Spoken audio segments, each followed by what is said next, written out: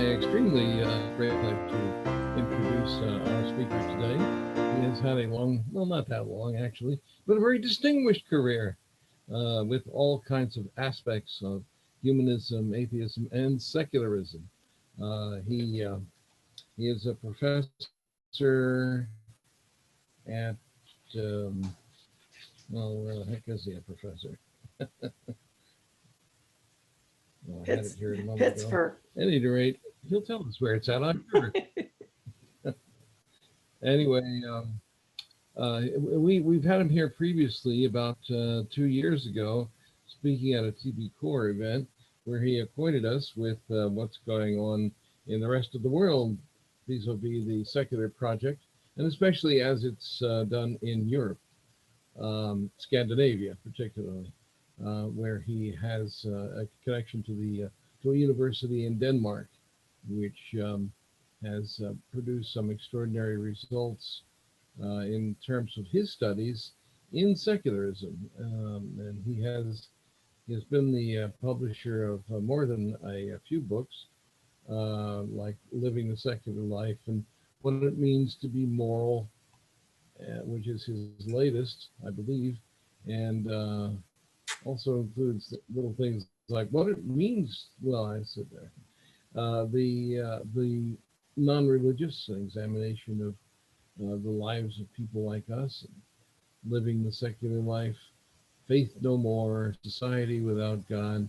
These are all books that he has written, and each one is a gem and a revelation of what it means to be somebody like us, and how we got this way, and what the prospects are for the future, which I imagine is going to be his, in part, his subject for today's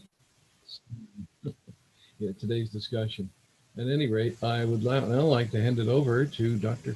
Phil Zuckerman. Thank you so much. Well, let me see. Am I muted? No, good. Thanks for having me. Wish I was in Florida, though, not sitting here on Zoom. That's the way it goes. What can you do? Yeah. So there were two reasons I wrote this latest book, What It Means to Be Moral. The first one was, well, three reasons. The first one is that I found that whenever I was talking about my work on secular people or secular culture or humanism or atheism or agnosticism, one of the main questions that I would get was always about morality. This seems to be a trope. This seems to be a strong, theme or myth or stereotype that we're immoral and morality requires a God, and without a God there can be no morality. So I would get that all the time. But my training is not philosophy. My training is I'm a social scientist.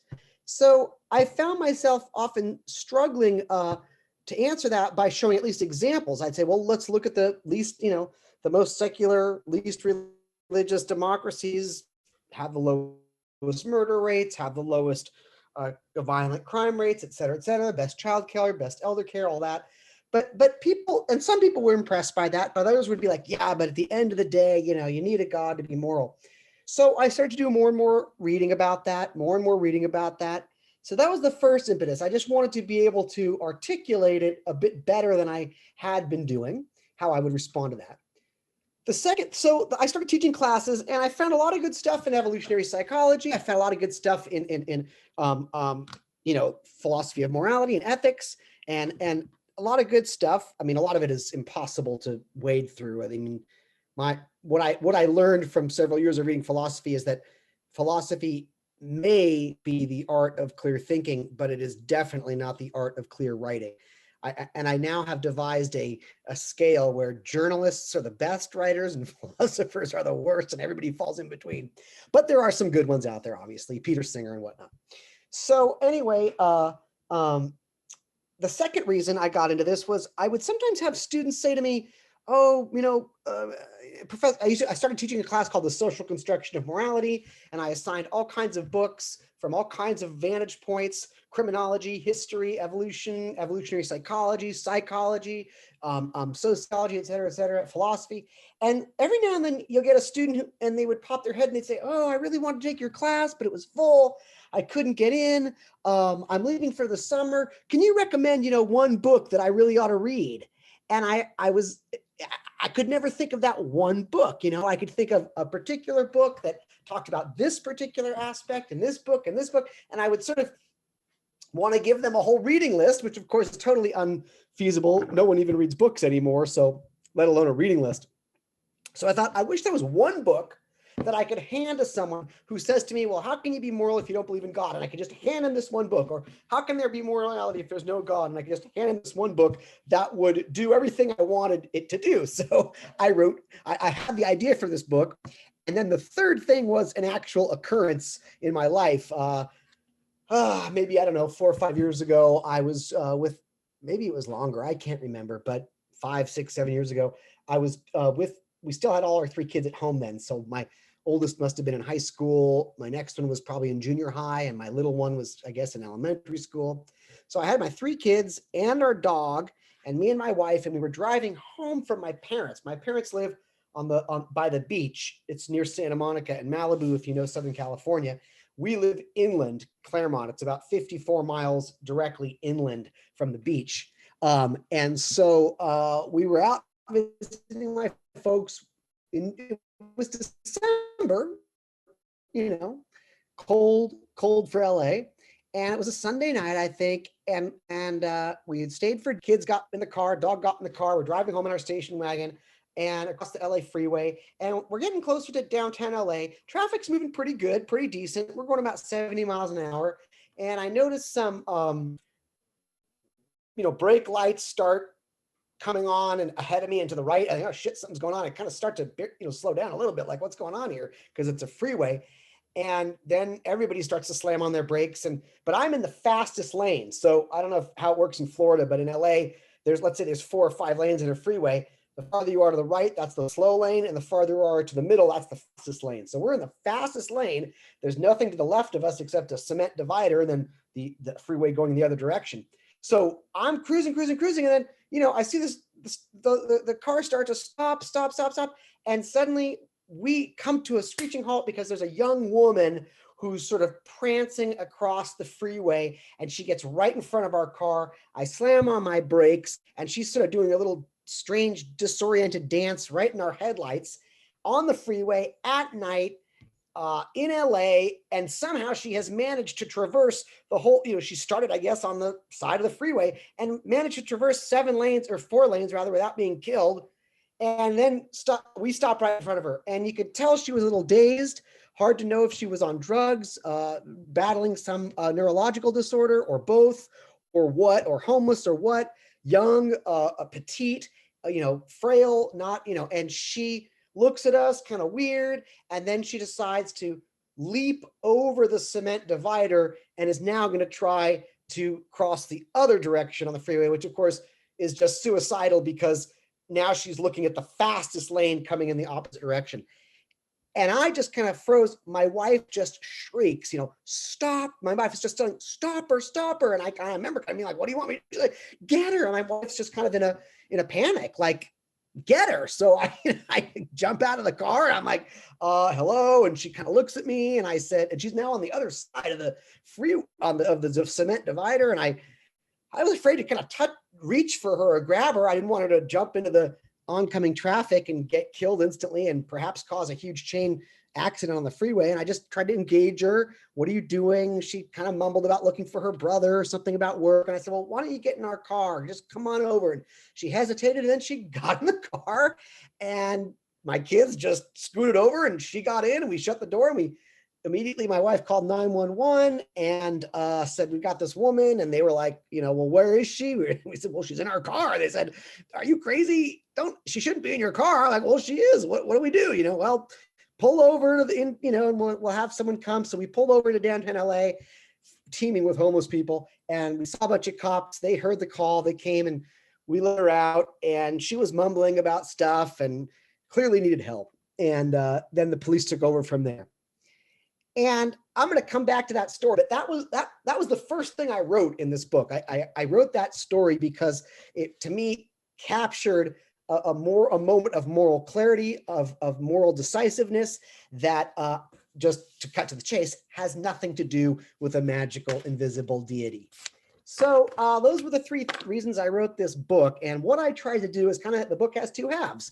The first half is just debunking and deconstructing religious morality, but I didn't want to just do that. I think too many books are about critique and criticism, tearing down and not constructing. So the second half is about, what secular morality is, where it comes from, what it's based upon, and how much better it is than religious morality. Because, what I find also is that I've often heard secular people or atheists say, you can be just as moral as an atheist. And I always think to myself, that's the wrong way to frame it. It's actually the opposite. We are far more moral than the religious folks. If anything, what I prefer to say is, yeah, if you're religious, you can be as moral as a secular humanist. It's possible, a little bit harder, but it's possible. And so again, the first half of my book is sort of showing what's wrong, what's pathological, what's unworkable, what's dysfunctional and regressive about theistic morality, and then how secular morality works, and actually why it's so much better. So I'm going to just talk you through it a bit, and then we'll open it up for conversation and discussion, and I'm sure you have a lot to say on this. So before we start getting into that, let me just quickly do some definitions, because anytime you're talking with these terms, it's like, well, what do you mean? So I want to distinguish religion from theism. That's the first distinction I want to make. Theism is specifically about belief in a god or gods. Religion is much more complex, much more elaborate, right? Religion can be celebrating a holiday, singing a song, ritual, identity, community, heritage, grandma, grandpa. Religion's a big, big bus. Theism is usually driving the bus, but not always. Many people are religious and are still atheists or agnostics. There are some religions that are atheistic, like Jainism or certain versions of Zen Buddhism. So you can be religious. So I'm not saying that religious morality is the problem, but specifically theistic morality, right? If you get your morality from your religion, and by that you mean you go to a nice Unitarian Sunday school where you learn about the morning dew and how good it is to save planet Earth, that's great. That's great. That's religious morality if you're getting it from a religious or religiously identified community.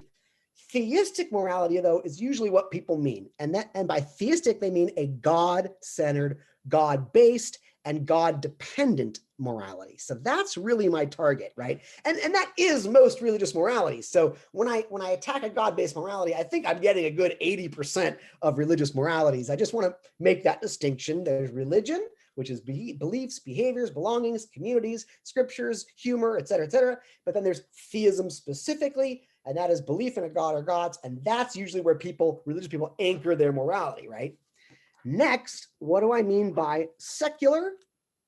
I simply mean non-religious, not pertaining to anything supernatural, a sort of naturalistic, this worldly identity or orientation that does not believe in anything supernatural. That's what I mean by secular. And then finally, most importantly, what do we mean by moral, right? Next time you get in an argument with someone about this, first force them to define it. What do you mean by moral? Because after all, moral is an adjective, right? When someone says, you need to be moral, or what a very moral man that is, or what a moral person, it's an adjective, it's a describer, it's a descriptor. It's like calling someone wise, or someone beautiful, or someone funny. It's like, well, what do you actually mean by that? I mean, we take these things for granted, but it's not so easily taken for granted.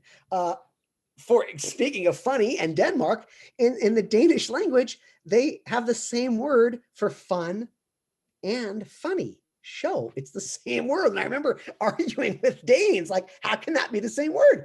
Fun is fun and funny is funny. And they're like, oh, what's the difference? And I was like, well, funny is laughing. And they're like, yeah, but you're having fun.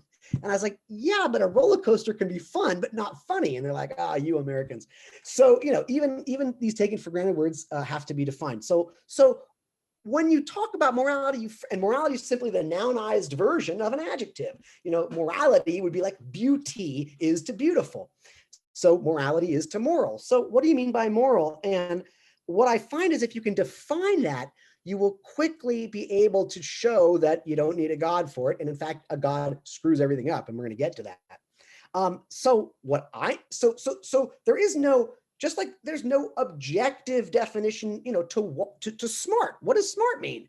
Does smart mean you score really well on a standardized test? Does smart mean you know how to survive in the Amazon jungle naked? Does smart mean you can do calculus? Does smart mean you're really, really good at raising children? I mean, it's context-based, it's context-based, it's subjective, its meaning is derived through dialogue and dynamic aspects of the circumstances at play. So the same thing with moral. So I will define moral thus, and if you define morality differently, then we're talking different things, which is okay, but let's be clear. So to me, moral has several aspects to it. When I talk about morality, I mean things like alleviating unwanted or unnecessary suffering, helping those in need, not harming others, fighting for a more just outcome or a more just world, seeking to make things more fair, treating other people the way I would want to be treated, and not in a specific way, like because I order a turkey burger,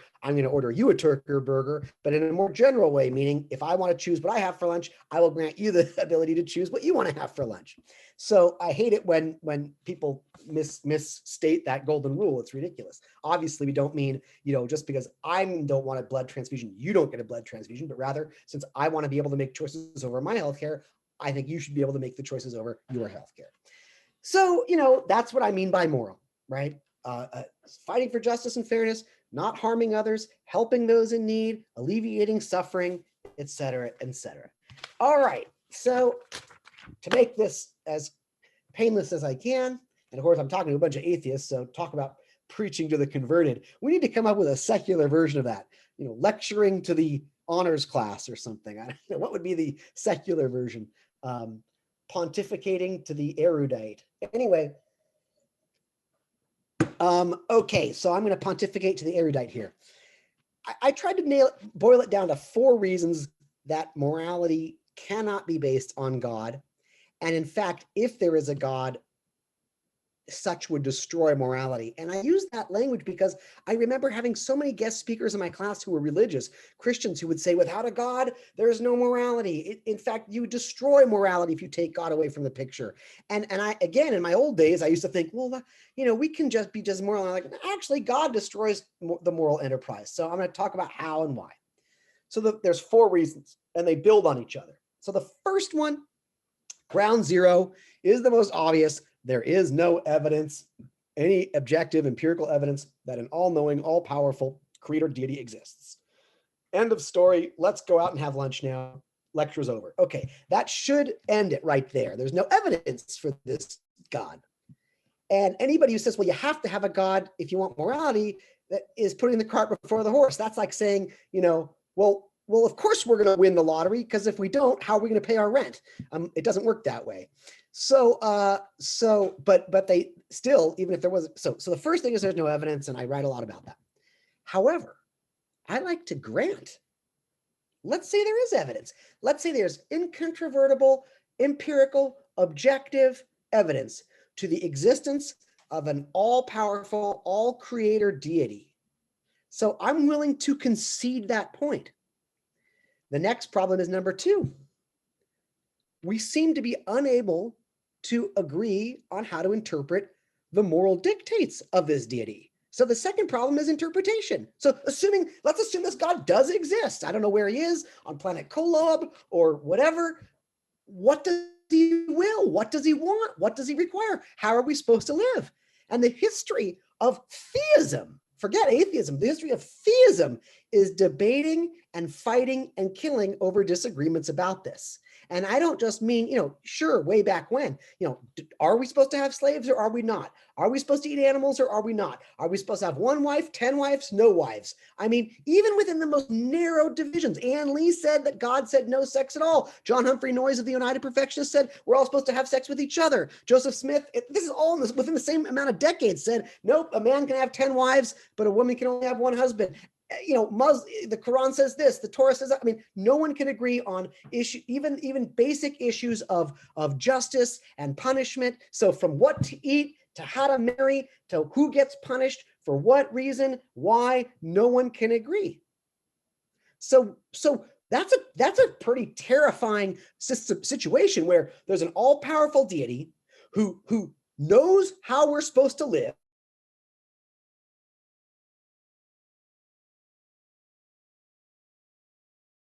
That's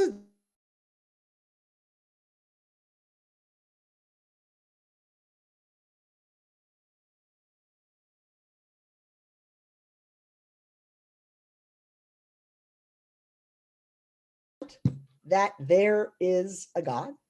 And let's grant that somehow, some way, we are able to figure out what this God wills or wants. Maybe he sends us all emails in every language on planet Earth every morning with, these are the rules you're supposed to live by. This is what will alleviate suffering. This is what blah, blah, blah, blah, blah, blah, blah. Or it's just floating in the clouds every morning. It's written on every petal, on every leaf. So there is no more disagreement. We all get the commandments. We all get the orders. We all get the moral rules. Now we get to point number 3. If that's the case, there is no morality. There's only obedience. Now we have just rendered morality obedience, and we know that these are not synonymous. Obedience is amoral.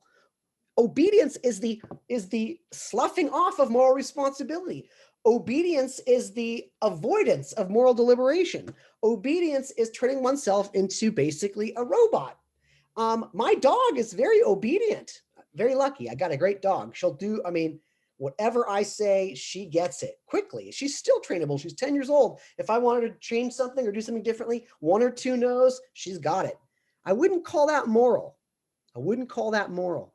You can be very obedient if you're in a prison camp, following the rules. I wouldn't call that moral. The example I like to give in my book is of a soldier who's very obedient to his sergeant or her sergeant. So let's take 2 examples, right? Let's take a soldier who says, yes, this sergeant's in charge. I see the sergeant exists, and I am going to follow everything they say because of their rank and their experience and their know-how and their knowledge. And so we go out into the jungles of whatever country we're invading, and I just do what this person says.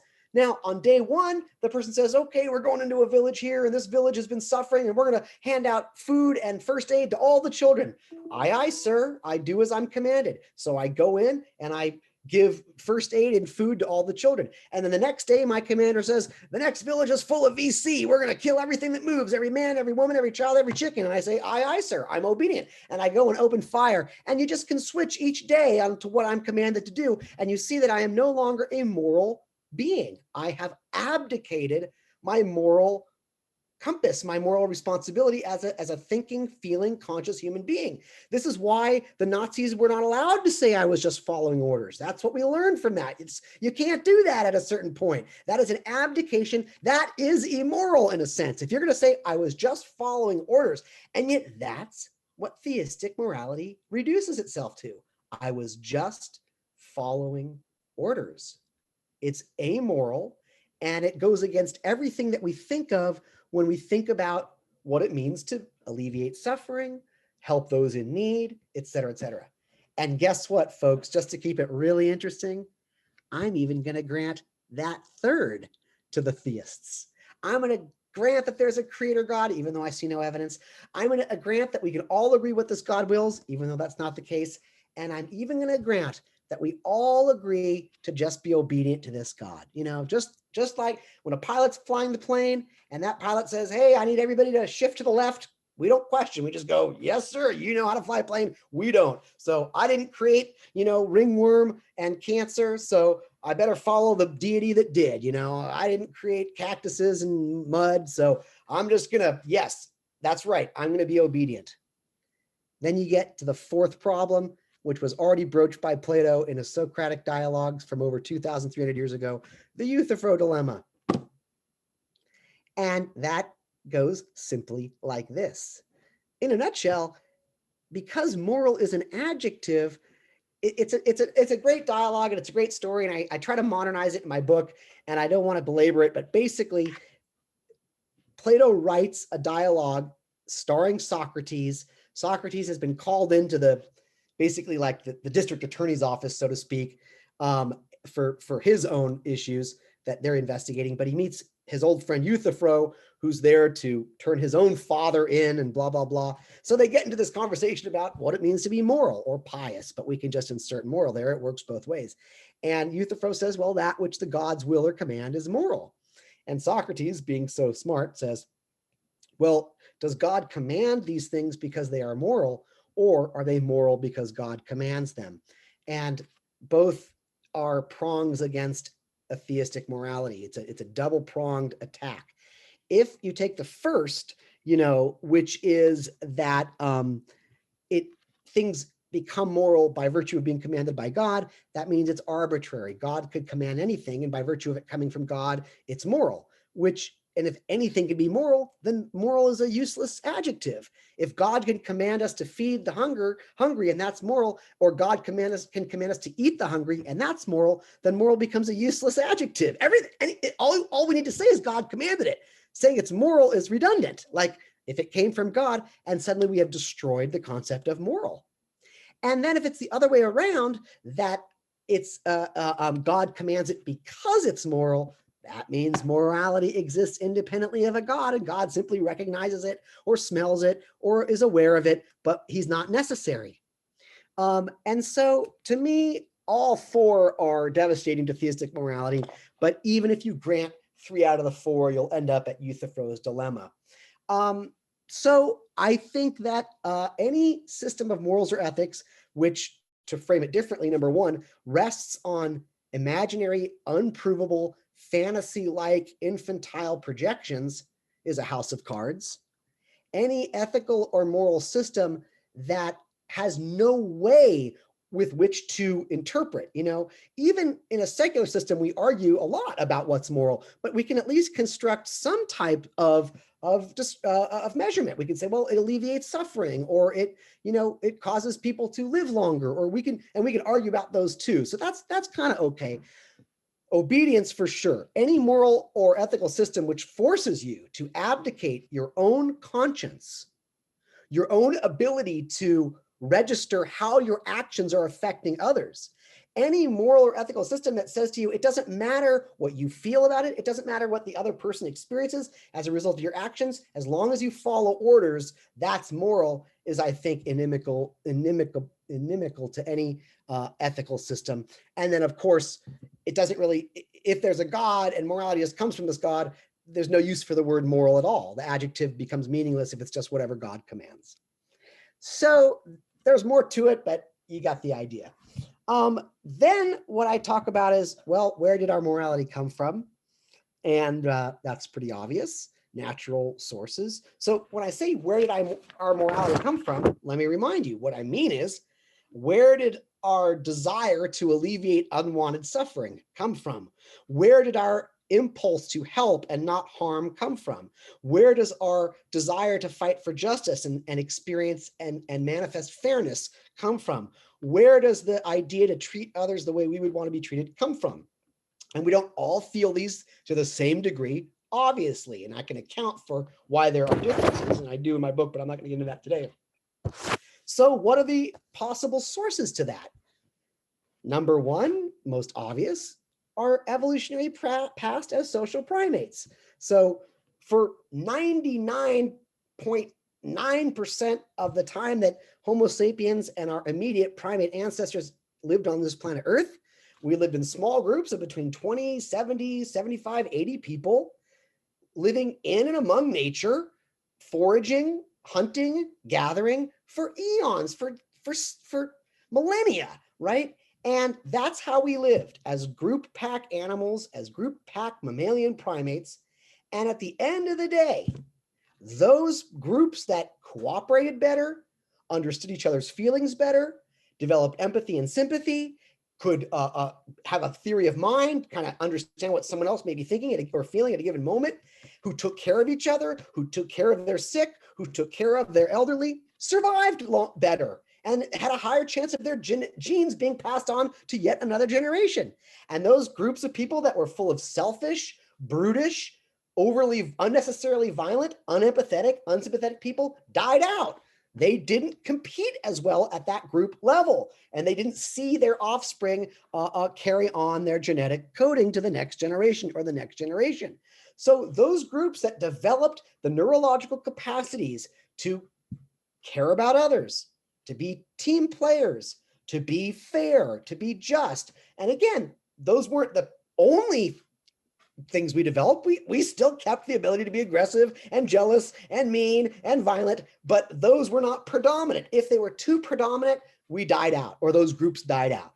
And of course, our biggest threats were other humans competing for the same river or deer or trees or berries. So we also developed a very, very, very, very, very strong in-group morality and out-group hostility, which helped us survive. And we can talk more about that.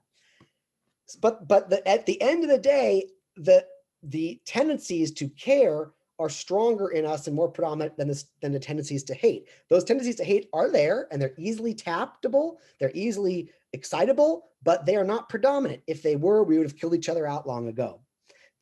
Second, we all have the experience of being cared for as infants. So from 0 to 2, someone had to care for us or we didn't survive. That's just fundamental. Of all primates we have, or of all mammals, we have the longest period, right, of dependency upon birth. We have to be fed by others, protected by others, warmed by others, comforted by others, or we don't survive. So that early dynamic of caring is foundational. It primes us to experience what it means to be cared for, which allows us to have a caring orientation as we grow. The third source is socialization, enculturation, right? We learn what it means to care for others, how to behave, how to treat others through experience with other human beings. We see how people behave at the dentist's office. We see how people behave at the water hole. We are socialized by other people. We are always pack animals. We don't, live alone and then at 18 decide, what is the basis of a moral order? We already are born into a society and a culture that has norms, that has values, and we internalize them unconsciously, inadvertently, unawares, and that imprints much of our moral orientation. And then finally, yes, experience and reflection can help. So yes, we know what it's like to be lied to. We can experience what it's like to be on the receiving end of violence. We know what it's like to experience unfairness, inequality, and that sticks with us and frames our worldview and how we want things and how they ought to be, how they should be. And we can reflect and we can read the experiences of others. We can see movies about others. We can be like John Brown, who talked about the first time he saw when he was an 11-year-old African-American getting beaten by iron rods by his master and what that did to him. So we get our ability to be moral from our bioevolutionary past as primate social animals, from the immediate experience of being cared for when we're young, which imprints what that dynamic feels like, from socialization and enculturation, and finally from personal experience and reflection and rational thinking about how best to alleviate suffering. Back to that LA freeway. So there we were. My wife is an atheist. My wife is so much an atheist that she doesn't even go to atheist meetings like I do. That's how much of an atheist she is.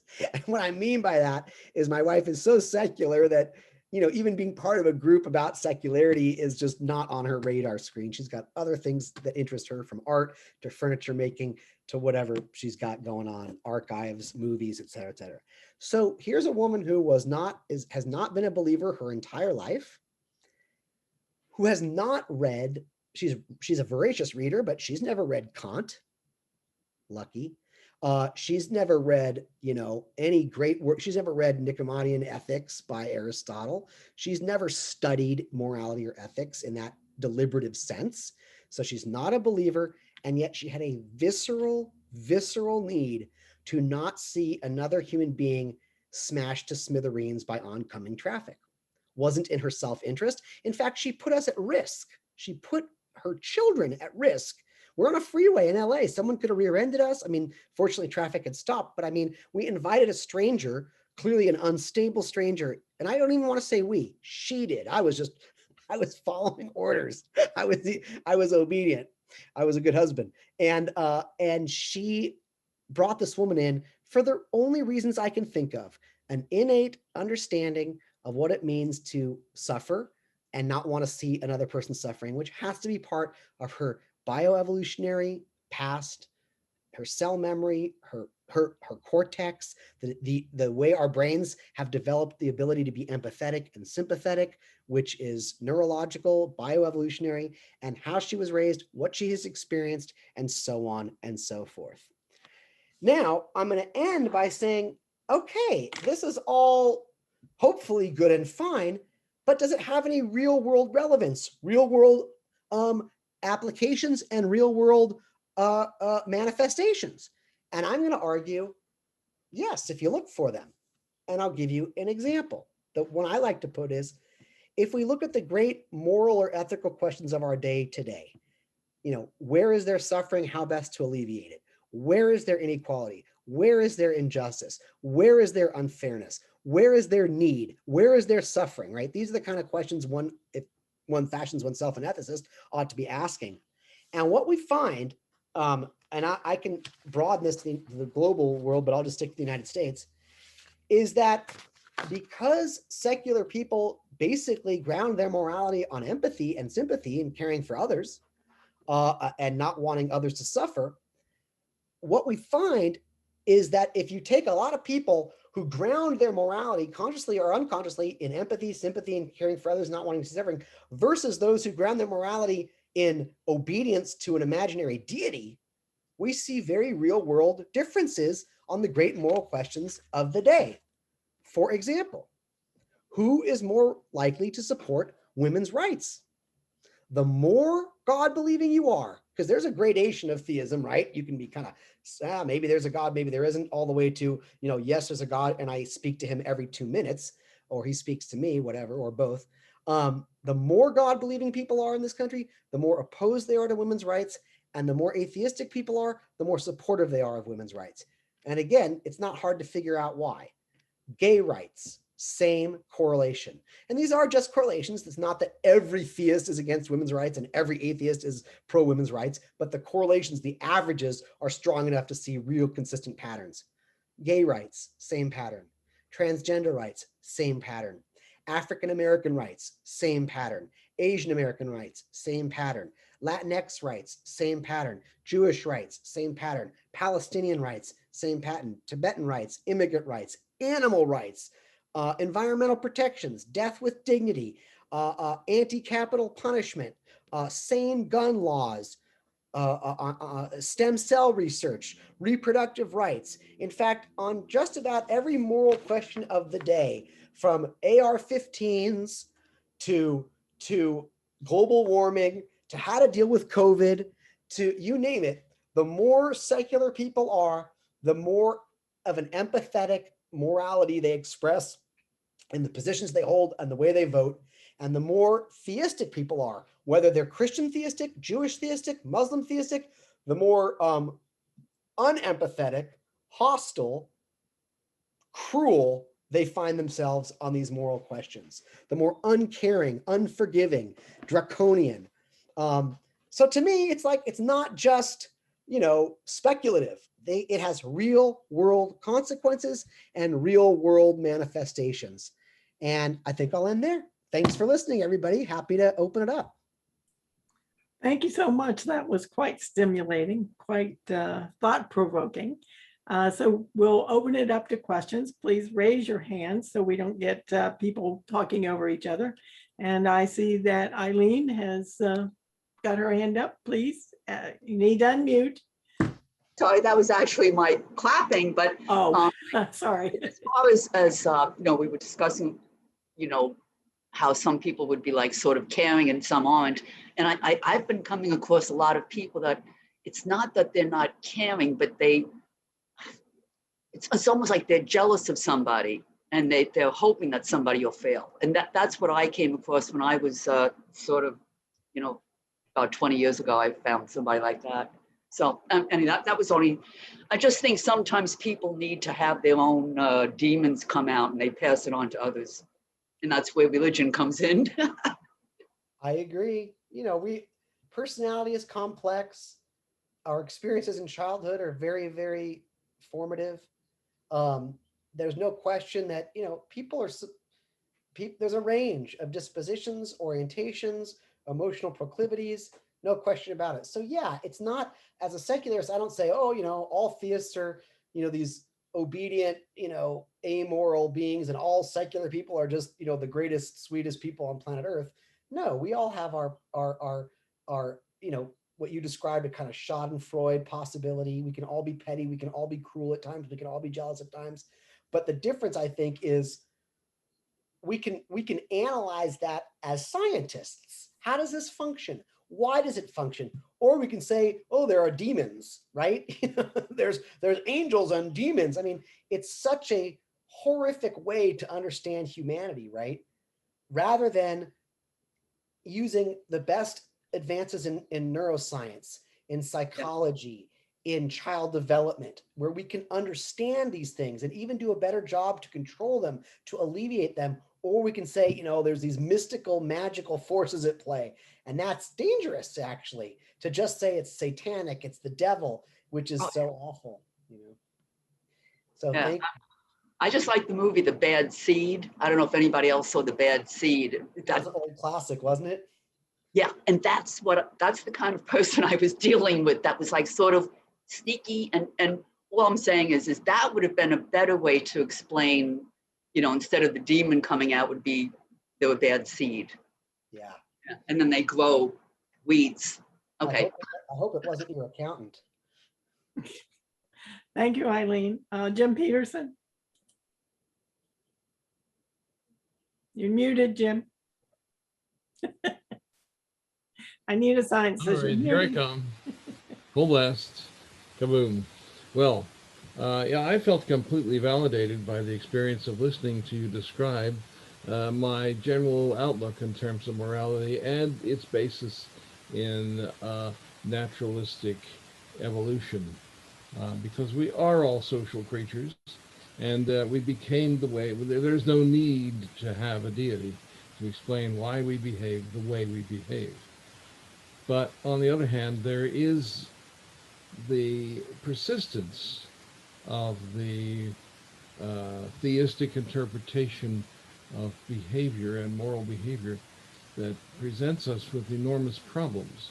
Most of the world's great difficulties, the poverty, the problems that we have with the climate, with even avoiding the circumstance that would have us engage in lethal thermonuclear warfare, as obvious as that is, as something to be strenuously avoided by all parties, and most sort of do, the responsible people, but there are still people who contemplate that as a possibility, and we still are armed to the teeth.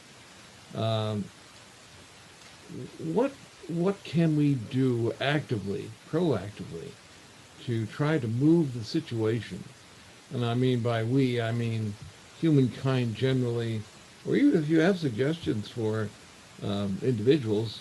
I know there are lots of people working on these kinds of problems, but I'm just curious if you have any suggestions for a practical measure. Oh man, yeah, good question. I guess I would say I don't have any great, you know, panacea, and what I'm going to say is maybe cliche, but you know, you can. There's things we can do in our own circle, and then there's things that, you know, require structural institutional change. So, you know, take for example charity. I am I am part of it's called Humanist Global Charity. I'm the Yeah, executive director. If you want I to saw donate that. money to Great. a cause that promotes secular humanism, I mean, we don't promote secularism.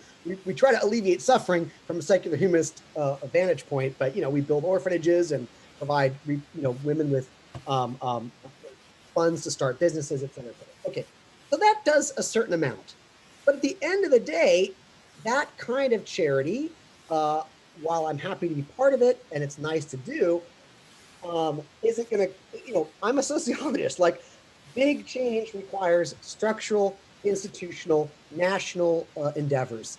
So especially things like climate change, nuclear proliferation, gun violence. So to me, it's you have to vote. You have to vote for those who will fight for systemic and structural change. And our voting, even our democracy, is under assault by Republicans today. The second major party in this country is anti-democratic. I mean, it's terrifying. Like, we used to have two parties who had different policies on, the economy. Now we have one party who's actually aggressively trying to destroy democracy. So we've got to be politically active. So I would say at the personal level, get involved in a local charity or donate to a local charity or donate to Humanist Global Charity. But beyond that, we have to hope for structural institutional change, and that's only going to come about through at the political level. That's my best answer. That's a good one. Thanks. Thank you, Jim. James Young? Well, I much enjoyed your talk, and I actually took notes. So you can rest assured that somebody here is paying very close attention, because You're gonna do so well on the final. Well, I'll pass the final if the exam is on what your presentation presented. Ethics is a big issue with me, and primarily because I observe that the religious theist community, which claims to essentially own ethics and morality, are essentially ethically and morally bankrupt. And they don't like to be reminded of this, but if you ask them to sit down and write on a piece of paper just a list of their moral, ethical principles that they cherish and aspire to live by, they cannot do it. If you ask them to say, okay, list the ethical moral principles contained within your Bible, they cannot do it. I've not had one yet that could do it. They will make generalized, vague statements to the effect of, well, love thy neighbor as yourself and love God with all your heart, soul, mind, and strength. But they can't go any further than that. And this is a problem. So what I try to do as a humanist, atheist, is to point out to them that there are things that we can do independently. We do not have to rely upon God or the Bible to decide for us what is moral, to dictate to us what is moral, ethical. We can sit down and we can make a list of the things that we would like to aspire to be as moral, ethical human beings. And then we can write down principles which will get us to that goal. This is something that they seem to never have heard before. And of course, if you go to these Christian churches, you'll never hear anything like this. They don't talk about ethics and morality in churches, Christian churches. They may do so in some of the non-theist religions. I have been a Unitarian Universalist in the past, but you will find that they're more likely, the less religion that people have, they're more likely to be concerned with the ethical treatment of other human beings than those who are simply more concerned with obedience. I'm going to cut this short because Judy doesn't like me to go too long, and I could go for a half hour. Yes, yes, you can. We know. Okay. I would, I'm sorry, go ahead, Dr. Zuckerman, if you would like to. Oh, thanks for that. I mean, appreciate it. I guess I would, I would push back a little bit in that I know a lot. So you said, you know, when you have those conversations with religious people, they can't do it. But I know a lot of religious people who are very moral, very ethical, and can articulate it very clearly. And I think there are a lot of churches that are not as bad as you described. There are a lot that are, but I think we need to be careful to reduce religion or Christianity to its worst. You know, just as we don't want to be associated with Stalin or Pol Pot, you know, there's a lot of bad atheists out there, and there's been a lot of bad atheist movements, and we want to differentiate. We want to say, hey, we're secular humanists. We're not, you know, Soviet atheists. There are a lot of good churches doing a lot of good in the world, and I think we need to be careful not to just say all religion is this way, or even all God believers are this way. So I agree with you. A lot of them are. They occupied the White House for the previous 4 years. They have a lot of power. They're dominating our Supreme Court. They dominate our school boards. They dominate our city councils. So I'm not saying that they're not a problem, but I would just push back a little and say, I know a lot of secular people who are not as articulate about their morals or ethics. In fact, they don't think about it too much. And I know a lot of religious and Christian people that are pretty damn moral and ethical. Just throwing that out there, just make it a little more nuanced, I guess. I always Well, like, I agree with you on that we should throw everybody into the same basket.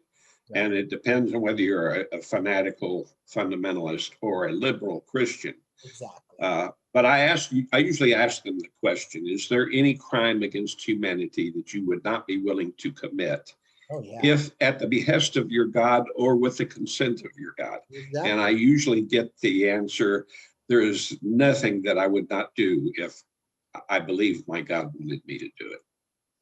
Exactly. You got it for sure. And that, you know, at the end of the day, that's what Kierkegaard said. Kierkegaard championed that. And Kierkegaard said that Abraham was right to try and murder his son because God commanded it. And at the end of the day, that's what a believer ought to do. So there's your morality. obedience. Exactly. Okay. I always like to remind people that one of the heads of the white nationalist movement in this country is an atheist, an avowed atheist. Oh yeah, So we're not all pure. that's right. Andrea, you have something? Yes, I have a question. What would be your response to a pro-lifer who believes abortion is murder? What would you say to convince him that abortion is not murder? The first thing I would try to do is say, I would try to affirm, like I'd say, wow, it's so wonderful that you care about life. It's so wonderful that you don't want to see babies killed. So I assume, you know, you're all for free health care, free child care, free family subsidies, free education, all that stuff. And then if they say no, then I'll be like, well, something's screwy here, but that's still avoiding the issue. So then I'd say to them, well, it seems to me, a couple things. Number one, we know that women who don't want to be pregnant for whatever reason will do what they need to do to end their pregnancy. We already have the data. We saw what life was like when it was illegal. And we know how many women died or were maimed. So that's not okay. That's number one. Number two, I'd say it's interesting to me that in all societies where women have the most rights, where women are the most in politics, have the most wealth and agency, abortion's always legal. So that's just a correlation, but it's an interesting one. And the third thing I'd say to them is, well, you know, I hear what you're saying, and it's true. You know, how would I feel if a soldier, you know, it's really gory here, but you know, if a woman's 9 months pregnant and that baby in there could survive easily and is killed, wouldn't that, you know, what about 8 months? What about 7 months? What about 6 months? So there, you know, we know that premature babies can survive. So what I would say is, it is a gray area. Something's going on between conception and delivery that is a growth process. And so what I say to them is, in my opinion, in the first trimester, and this is what I have been told from the medical doctors that I respect, and I'm not a medical doctor, but in that first trimester, this is still a potential life. It's not a fully formed life yet. So I think it's better to let a woman decide what she wants to do with her body. And at the end of the day, I just don't think this would even be a debate if men were the ones that carried these things in their nut sacks. Like we wouldn't even be having this conversation. So I think it reflects a patriarchal viewpoint. Now, the problem is a lot of women are against abortion too. You know, it'd be really easy if, you know, it was men that were against abortion and women that were for it. But, you know, women, evangelical women, you know, against abortion are far more numerous than women who are willing to join NOW or NARAL or Planned Parenthood. So it is a tough one. So what I would simply say is, I don't see how you think a 6-week-old or 8-week-old or 12-week-old zygote is a person. I just don't see it that way. And I don't think it's causing any suffering. And I think that if you force women to carry pregnancies against their will, you are causing unwanted, unnecessary pain and suffering. And it's not healthy, and it's not good for women, and it's not good for teenage girls. And it's not, that's my best. But at the end of the day, I don't know. That's a tough call. It's a tough call. I don't think it's good for the infant either, because those people don't want to be parents. They're not going to be good parents. That's right. Unwantedness is one of the greatest sources of problems in our society. When children are not wanted, they do not get the love they need, the nurturance they need, the support they need, the comfort they need, the guidance they need, and it impairs their moral compasses. And they grow up to be more violent, more impulsive, more unempathetic, and so on and so forth. No question about it. And they just don't want to accept the science. I mean, say again, Andrea. They don't want to accept the science. It's basically a faith thing, and you're not going to convince them that a zygote is not a person. Yeah. Well, I always go back to the Catholics used to say that their soul did not, that it wasn't, until there was movement, abortion was okay, which was like at 6 months or 7 months, somewhere along that way. Not that long ago, Catholics allowed abortion up to that point. So anyway, thank you, Andrea. Did you have anything else? Apparently not. Rick Pearson. Yes, in your section about how morality can be based on naturalism, do you go into it all? I just lost the name. Tit for tat. Are you familiar with the prisoner's dilemma? Yes, I am. There's a lot of iterations of it. You mean that's yeah. So go on. Well, just generally, if that's something you cover, could you just talk a couple minutes about tit for tat and how that seems to score so well? I don't get into that in my book. Okay. I don't have much to say on that. There's a whole wing of that kind of economic philosophizing that I just didn't get into. Okay, cool. For those for those of us who are not familiar with that, could you just briefly explain what is meant by that? Me? Either one. Well, tit for tat is basically do unto others as they have done unto you. You start off cooperating, and then if someone what's called defects on you, you reply by defecting on them. And they did rounds with computer algorithms, and tit for tat was always like the highest scoring algorithms, one form or another. So it's just some way that you can base, instead of do unto others as you would have others do unto you, do unto others as they have done unto you. But is that a learned behavior? Because I know they've done experiments lately with very young children who have demonstrated empathy and wanting to assist people long before they can be taught. That's right. To do otherwise. So that would be my question. Yeah, I don't know, and I don't want to take up his time. Thank you, Rick. That's an interesting question. Maybe we can find somebody to talk to us about that. Michael. Okay, I hope this doesn't come off too muddled. I'm going to try to make sense of what's in my mind, which sometimes isn't an easy thing to do. Go for it. But the big problem with atheist morality, as I see it, is that as atheists, we don't have the social and political clout that theists do. So, in that sense, I think of atheist rights as being very akin to like civil rights. And kind of like Dr. King said, there's no way we can really win the civil rights movement without also bringing in the other side and working with the other side, even if we don't agree with the other side or see eye to eye with the other side. So, kind of, I guess I'm just more asking your opinion because I don't know if there really is an answer to this. But, I don't think theism, religious morality groups, and these arguments are going anyplace anytime soon. And I think as atheists, we don't want to sort of perpetuate the mistakes that they do. So we don't want to create sort of the it's our way or the highway sort of mentality that they do. So, I mean, how would you think would be the best way to sort of work with religious groups while at the same time not sort of perpetuating a sort of, our way or the highway type of mentality? Yeah. No, I appreciate that. Thank you for that, Michael. I guess off the top of my head, I mean, it's not my area of expertise by any means, but off the top of my head, it's sort of like you can find common goals with people who also may disagree or believe differently on some other area. So take, for example, abortion. A majority of Americans support abortion rights. This is a fact.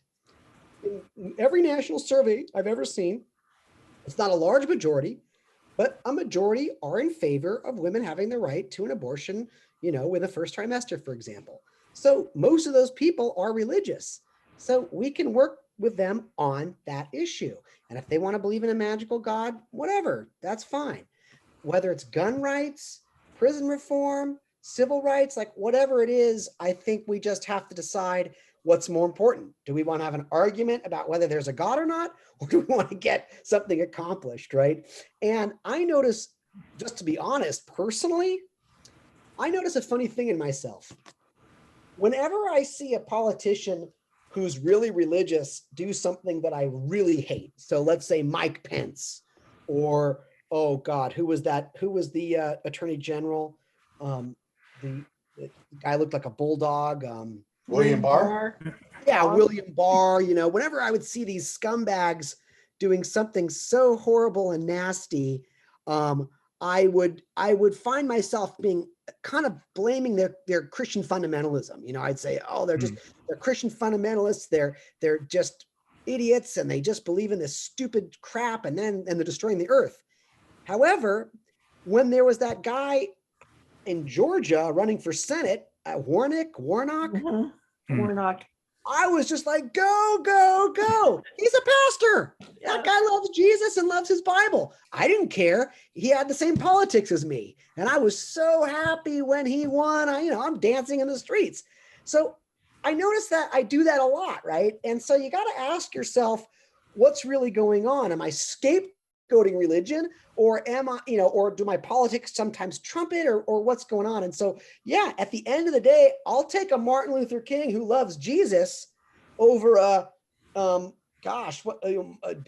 David Silverman, former past president of American Atheists, who's a Trumper, like any day of the week, right? Like, I don't care that David Silverman is an atheist. He's a fucking Trumpist, man. The guy believes in Trump, right? So I want nothing to do with him.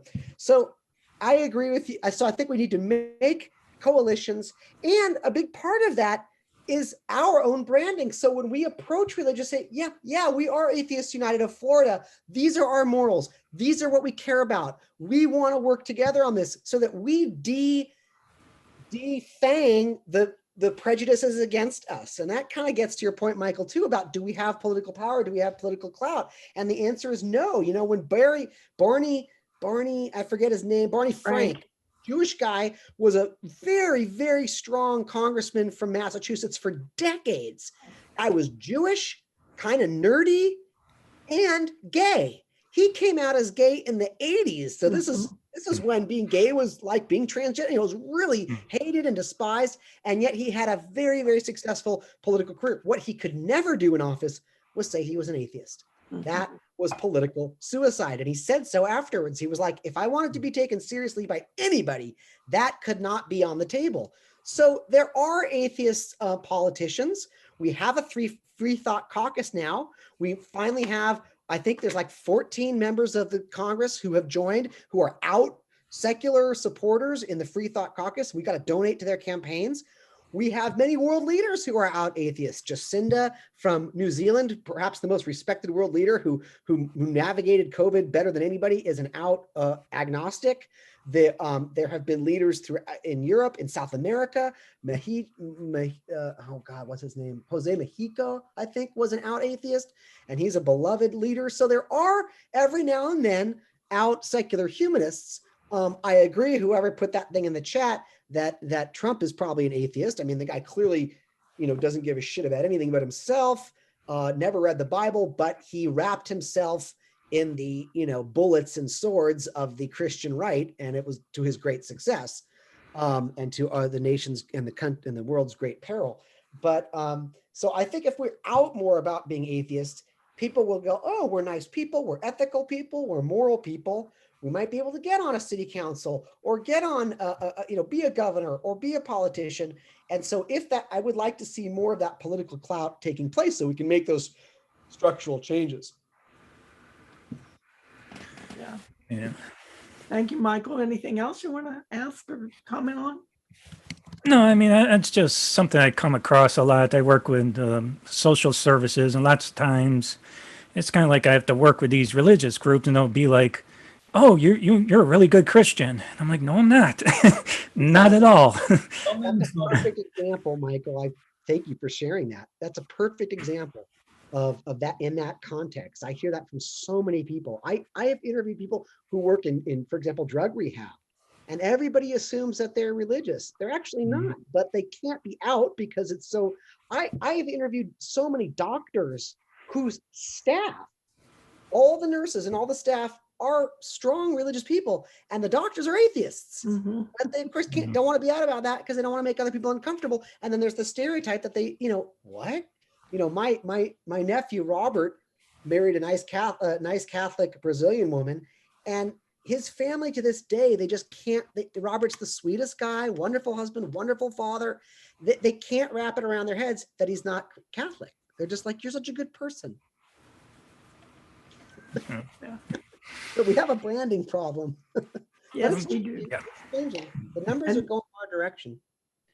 And I'm not sure how we address that issue with our branding problem, other than in our communities being part of coalitions and working with others.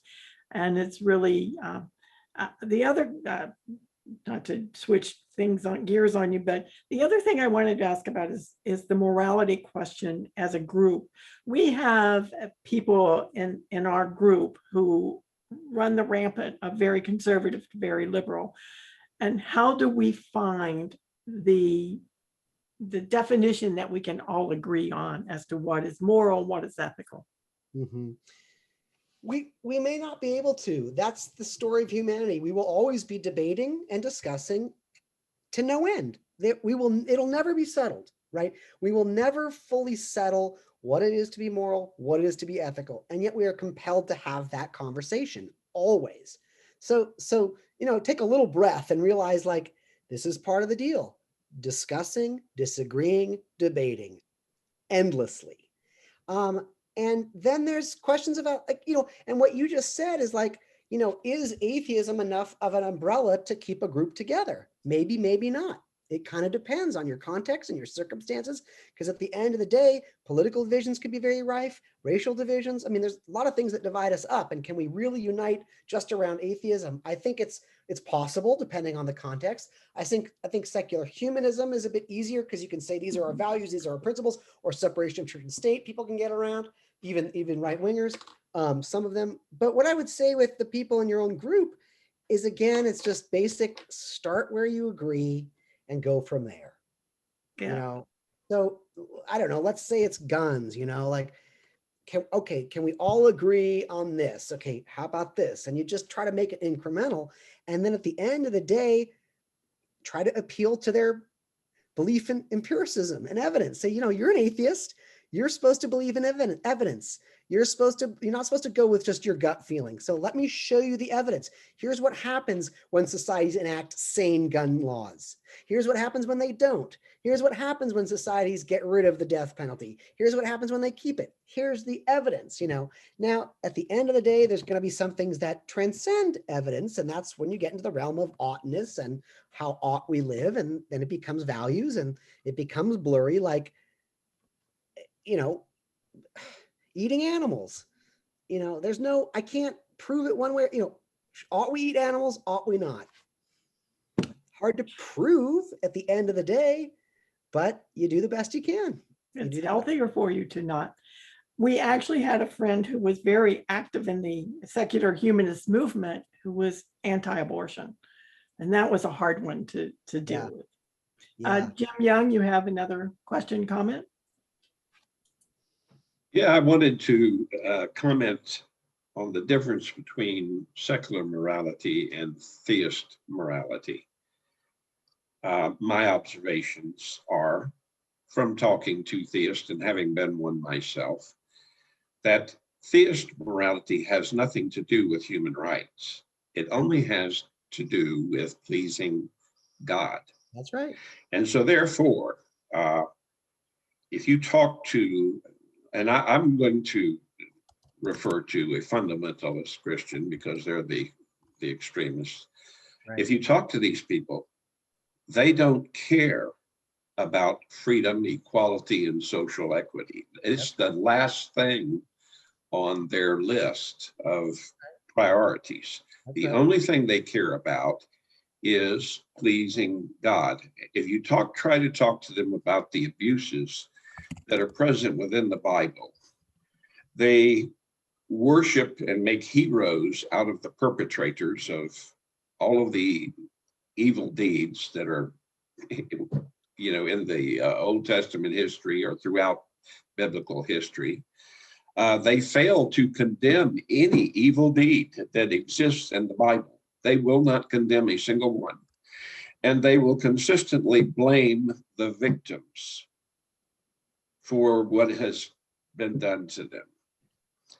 Whereas in contrast, if you look at secular humanism or secular morality, the approach is that morality is about humans and our relationships with one another, that we should not be damaging each other's lives.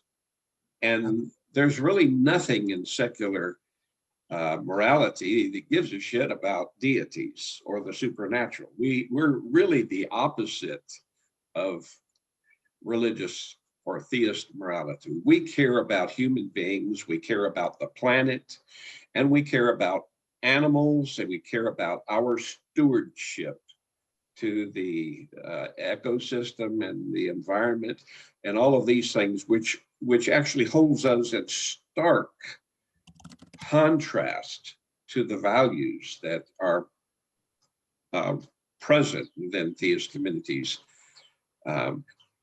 That's what I wanted to say on that topic. And I want to make one other little short comment regarding the abortion issue. When a woman is forced to use her body to give life support to another human being, we're encroaching upon her sovereignty as a human being. We find it immoral as seculars, humanists, to take a person and say, your life no longer matters. We're going to hook you up to this other human being and force you to provide life support to this other person. But the theist does not recognize that that's in principle exactly what they're advocating for when they say this zygote is another human being and you must provide life support whether you like it or not. I would disagree with your characterization that a forced pregnancy supports another human being, because that, to me, it's not a human being until it gets out of the womb and can I survive. wasn't making that argument. Oh, it The sounded. Well, the Christian misunderstood. makes the argument. But They're you used making that the term. argument that that's a person. Okay, thank you. Jim Peterson? Yes, I just wanted to observe that one of the differences between ourselves and our way of thinking is that we accept the inevitability and even the desirability of change. People who are religious are wedded to a past, and they're forever defending that past. That's why they keep quoting the same Bible verses and defending the same actions in the Old Testament as they always have, because they're looking at life in the rearview mirror. Not to quote Marshall McLuhan, and they just simply cannot accept that what they experienced as children, the stories they were told, and this, that, and the other, really are leading up to our time, and our time looks forward to yet another time, and they can't see themselves in that flow. Do you think that's an accurate depiction? Agree. I think that certainly describes many people. Not all of them, but many. Yeah. Also, I would just add to that, also, psychological profiles are very different for secular versus religious people on average. And another one is not just about change, but about ambiguity. We do a lot better with ambiguity than religious people. We tend to be okay with it. It doesn't cause the same amount of anxiety for us. But people that are very uneasy with ambiguity tend to be more religious. Mm-hmm. Yeah. Okay, Michael, you get the last question. I don't know if that's good or bad. This might sound kind of goofy, but maybe you should just try to stick with me here.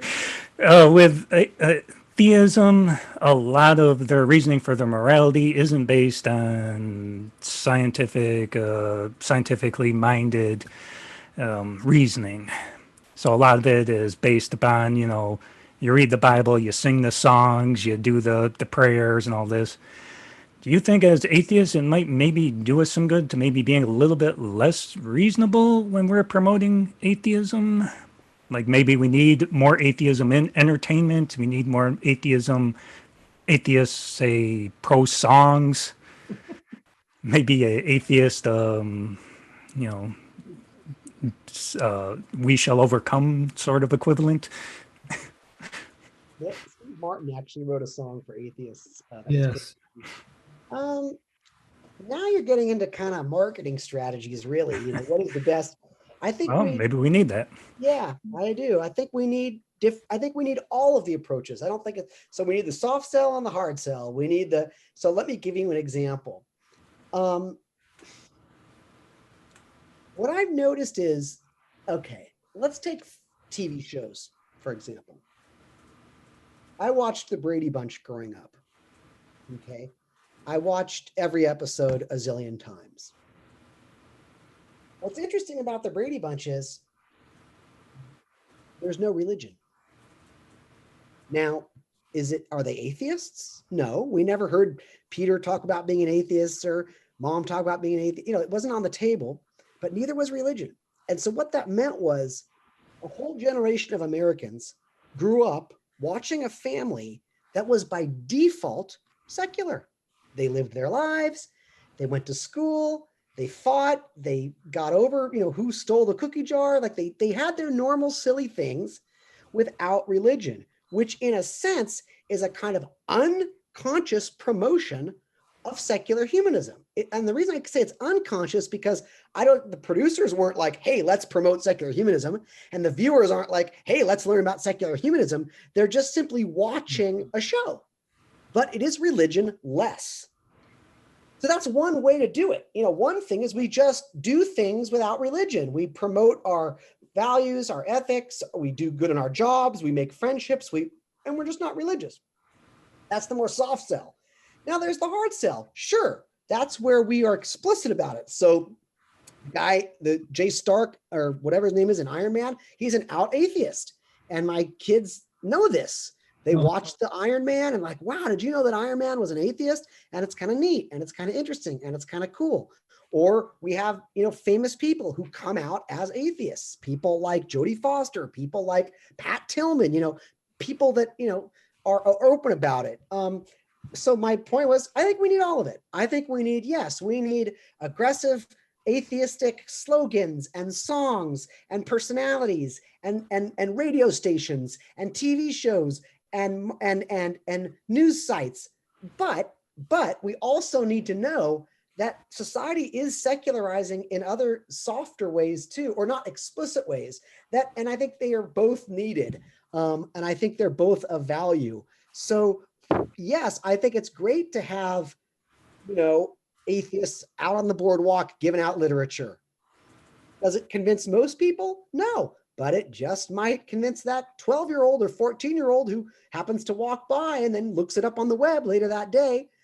And we also need the kind of nice secular humanist, hey, put on Facebook, humanist global charity, send $10 to this orphanage in Africa. It's humanist, people don't even know what that is. And then we also just need that kind of de facto secularity that is already such a big part of our culture. That would be my best answer. Thank you so much. Thank you. Jim, I told Michael he was going to be the last one, but I see you have your hand up. Is it very short because our time is almost up? Okay. Quite short indeed, actually. I just wanted to say that a lot of people in our humanist atheist group have complained that we don't have enough literature, that there's not enough music that's written on our behalf and so on and so forth. The Christians have their Bibles and commentaries, and they sing their songs and hymns and so forth. But my point is that, sure, they've got that, but we've got the Library of Congress. We've got every symphony, opera, and everything almost ever composed. So yeah, they can have all that. We'll stick with the secular world's production. We've also got Shakespeare, one of the greatest atheists who ever lived. That's right. Again, it's very similar to Michael's point. So I often, when I teach a class on secularity, I ask my students, I say, okay, I'm going to describe two groups of people on a Sunday morning. You tell me who's more secular.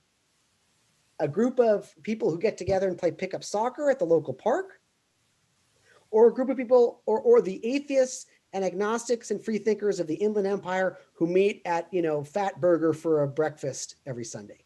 Which is more secular?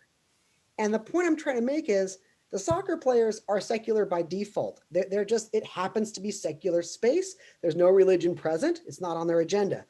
The atheists and agnostics and free thinkers are also very secular, extremely so.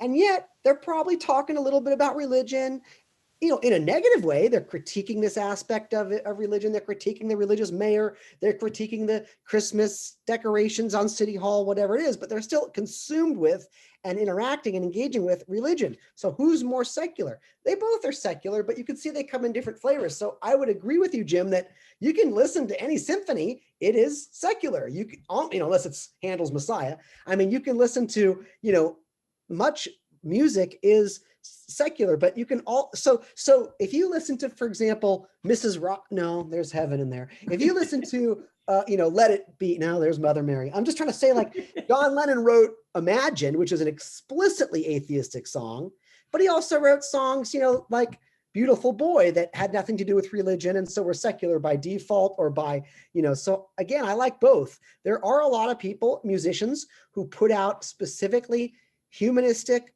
atheistic, secularistic music. And by that, I mean, the lyrics are about non-belief, about secular issue. You can look it up. You just need to go on the web for a little while.